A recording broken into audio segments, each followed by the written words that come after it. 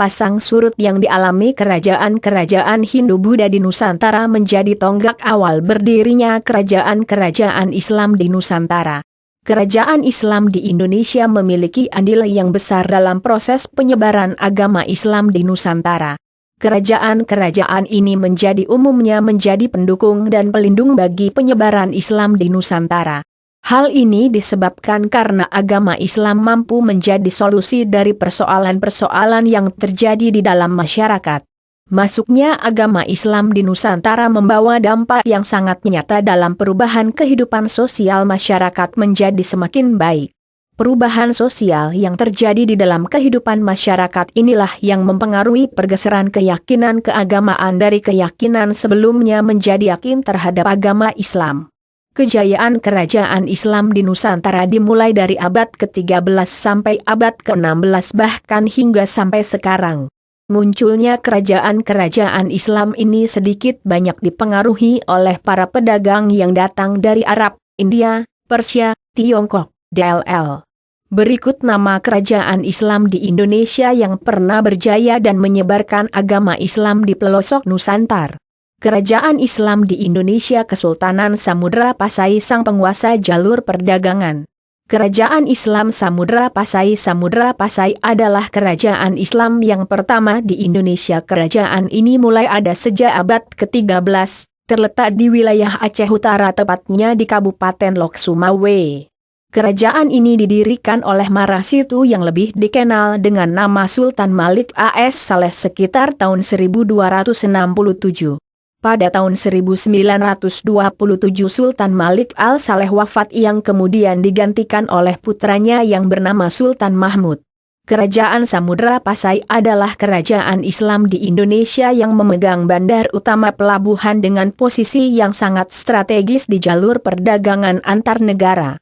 Oleh karena itu kerajaan ini menjadi salah satu pusat perdagangan yang kemudian juga dijadikan sebagai pusat pengembangan agama Islam pada saat itu. Kejayaan Kesultanan Samudra Pasai didapatkan melalui usaha perdagangan yang saat itu dipimpin oleh Sultan Malik Az-Zahir yang pertama kali memperkenalkan koin emas sebagai mata uang di Kesultanan Pasai. Pada masa kepemimpinan Sultan Ahmad Kesultanan Samudra Pasai pernah mendapatkan kunjungan dari seorang utusan dari Sultan Delhi yaitu Ibnu Battuta yang akhirnya banyak menceritakan tentang Kesultanan Samudra Pasai. Selain Ibnu Battuta dari Delhi, Kesultanan Samudra Pasai juga pernah beberapa kali mendapat kunjungan dari Laksamana Cheng Ho yang salah satunya membawa hadiah dari Kaisar Cina. Kesultanan Ternate kerajaan Islam di Indonesia yang menumpas Portugis hingga ke akar-akarnya. Kerajaan Islam Ternate Lukstaf UGM Acit. Dari urutan nama-nama kerajaan Islam di Indonesia, Kesultanan Ternate adalah kerajaan Islam tertua kedua di Indonesia setelah Kesultanan Samudra Pasai. Kesultanan Ternate berdiri sekitar abad ke-13 Masehi. Pada saat itu di Maluku telah berdiri beberapa kerajaan namun kerajaan Ternate lah yang paling maju di antara semua kerajaan yang ada. Islam mulai berkembang di Ternate pada abad ke-14 yang kemudian mengubah kerajaan Ternate menjadi kerajaan Islam. Kekayaan alam yang dimiliki oleh kerajaan Ternate menarik Portugis untuk datang berdagang di wilayah kerajaan Ternate. Namun kedatangan mereka tidak disambut baik oleh rakyat Ternate. Hal ini disebabkan oleh politik dagang yang dilakukan oleh Portugis yang menggunakan sistem monopoli. Selain itu mereka juga sering berbuat onar dan bertindak sewenang-wenang dan bahkan ikut mencampuri urusan dalam negeri kerajaan Ternate. Hal tersebut akhirnya memicu terjadinya perang antara kerajaan Ternate dan para penjajah dari Portugis. Pada tahun 1570 Portugis mengajukan perundingan damai dengan kerajaan Ternate yang ternyata hanya merupakan tipuan yang menjebak Sultan Ternate sehingga menyebabkan Sultan Ternate tewas dibunuh oleh pasukan Portugis. Sultan Ternate yang wafat selanjutnya digantikan oleh Sultan Baabullah yang merupakan anak dari Sultan Ternate. Pengkhianatan yang dilakukan oleh Portugis menimbulkan kemarahan bagi rakyat Maluku yang akhirnya membakar semangat rakyat Maluku bertempur habis-habisan melawan Portugis.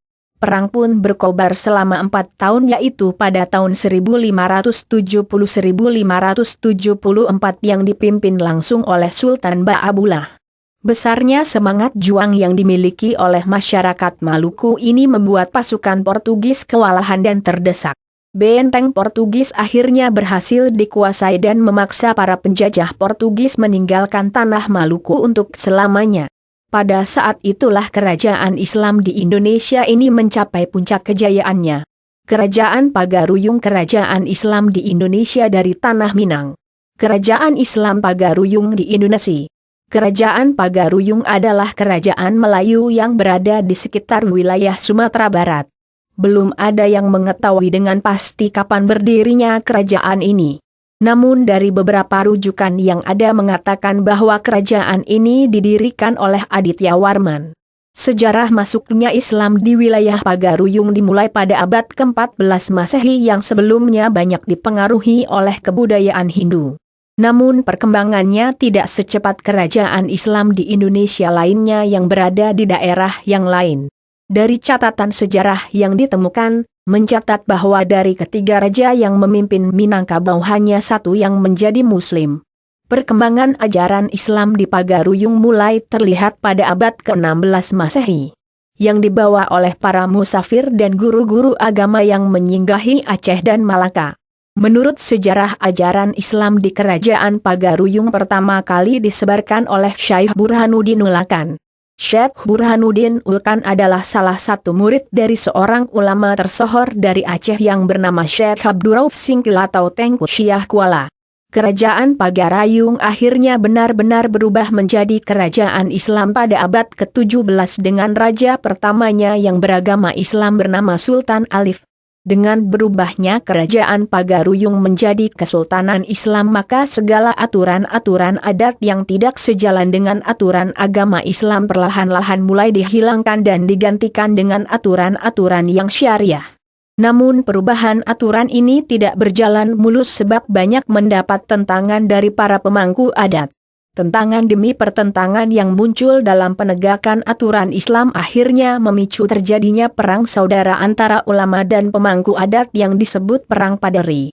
Perang Paderi inilah yang kemudian dimanfaatkan Belanda dengan mengambil kesempatan ikut berperang melawan kerajaan Islam di Indonesia, Kesultanan Aceh, kesultanan dengan ribuan pejuang tangguh. Kerajaan Islam Kesultanan Aceh.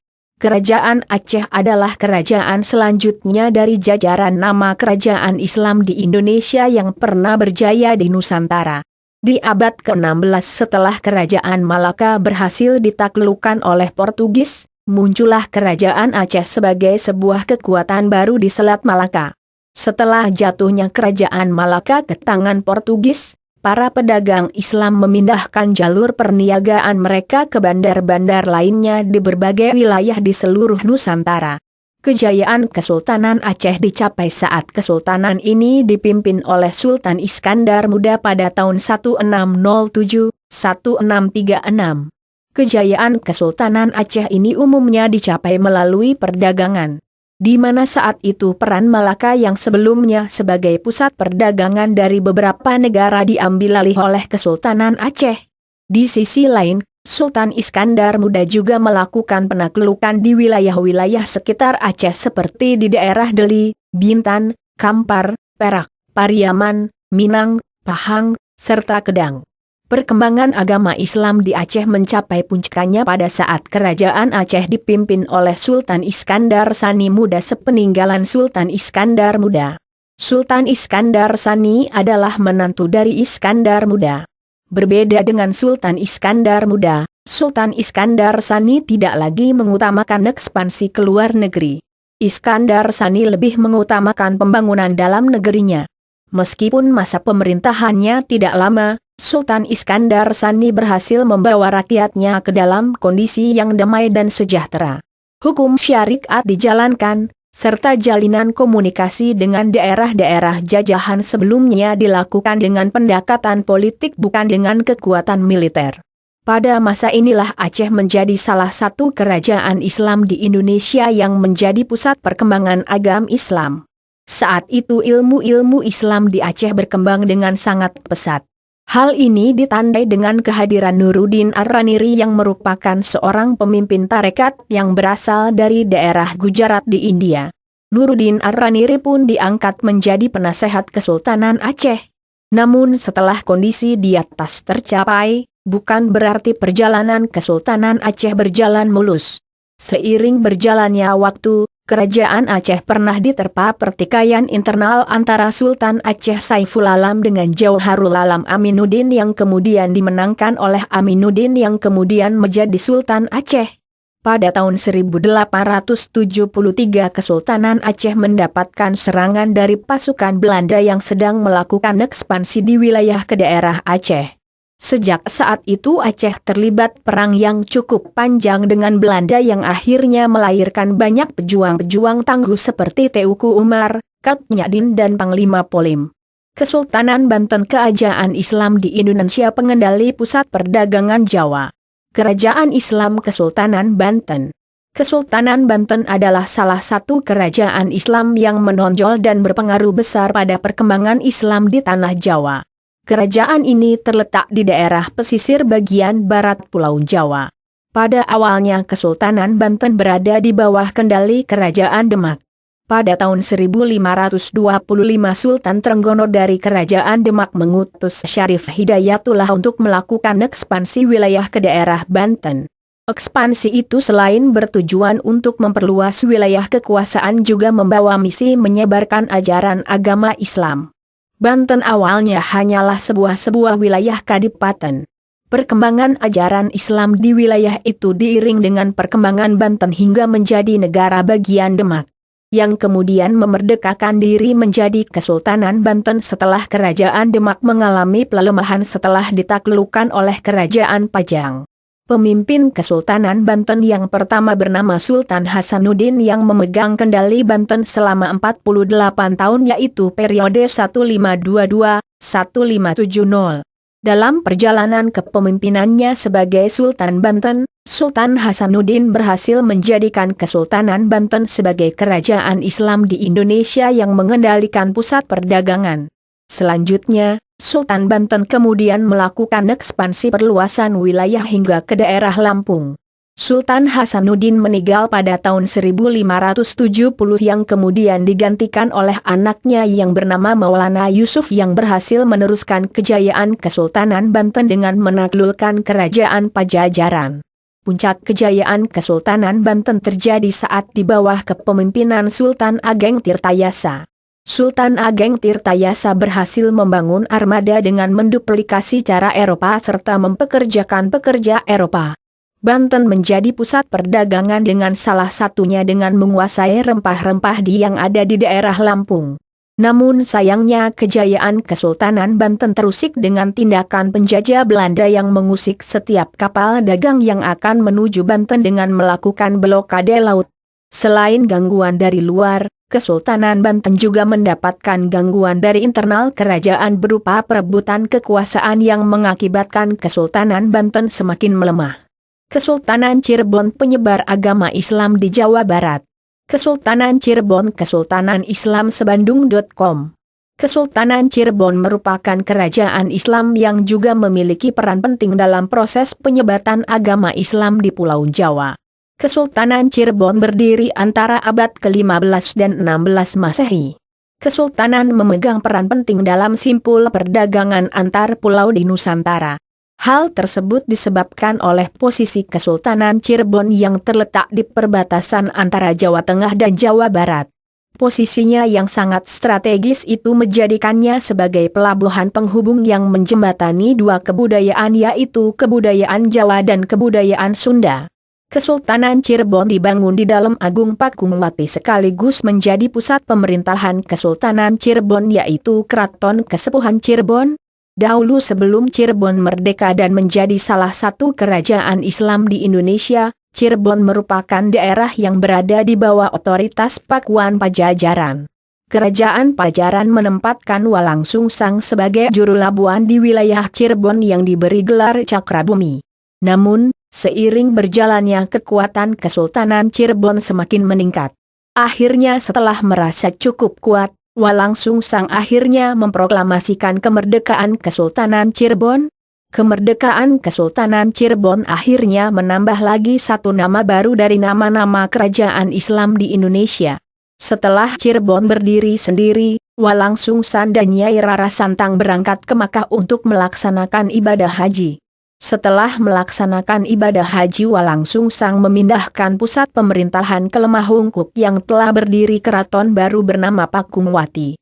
Dengan menjadi pemegang simpul perdagangan Nusantara serta limpahan sumber daya alam yang dimiliki, Kesultanan Cirebon kemudian menjadi sebuah kerajaan yang kuat dan menjadi salah satu pusat penyebaran agama Islam di Jawa Barat. Itulah cerita kejayaan 6 kerajaan Islam di Indonesia yang membawa agama Islam hingga puncak kejayaannya. Selain dari 6 kerajaan di atas, masih banyak lagi kerajaan Islam yang lain di Nusantara yang menjadi tonggak utama dalam proses penyebaran agama Islam di Indonesia.